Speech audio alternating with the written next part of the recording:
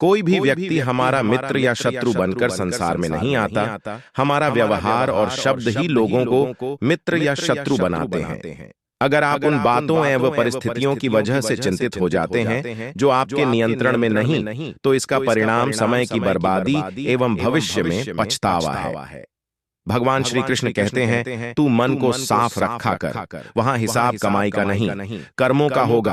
अगर आप किसी को छोटा देख रहे हो तो आप उसे या तो दूर से देख रहे हो या तो अपने भीतर के अहंकार से। जो अपने कर्म के फल के प्रति आसक्ति को नहीं छोड़ सकते, वे मार्ग से कोसों दूर हैं। आधे दुहक इस वजह से आते हैं क्योंकि हमने उनसे आशाएं रखी जिनसे हमें नहीं रखनी चाहिए थी। अहंकार करने पर इंसान की प्रतिष्ठा, वंश, वैभव तीनों ही समाप्त हो जाते हैं। धरती पर जिस प्रकार मौसम में बदलाव आता है, उसी प्रकार जीवन में भी सुख दुहक आता जाता रहता है। समय आने पर सबको मिलता है, समय से पहले की चाह ही दुख का कारण बनती है। ठाकुर जी के कारण किया गया हर कार्य पूजा है।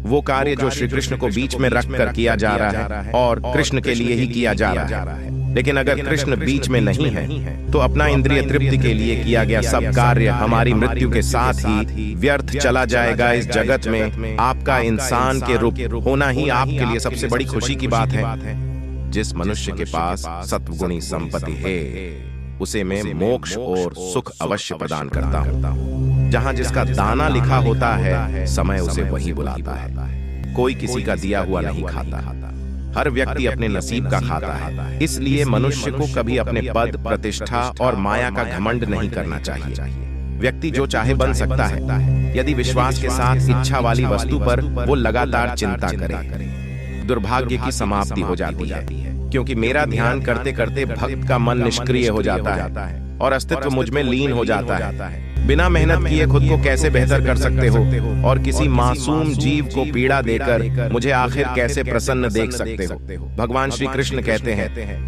तू मन को साफ रखा कर, वहां हिसाब कमाई का नहीं, कर्मों का होगा। कोई भी व्यक्ति हमारा मित्र या शत्रु बनकर संसार में नहीं आता।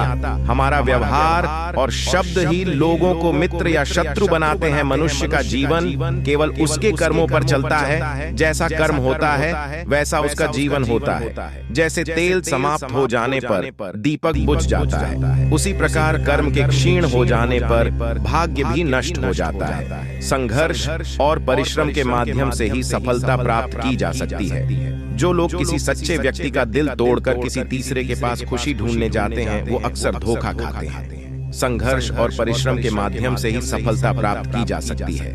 हम ऐसे समाज में रह रहे हैं जहां सुंदरता को रंग से, शिक्षा को अंकों से और सम्मान को पैसे से देखा जाता है।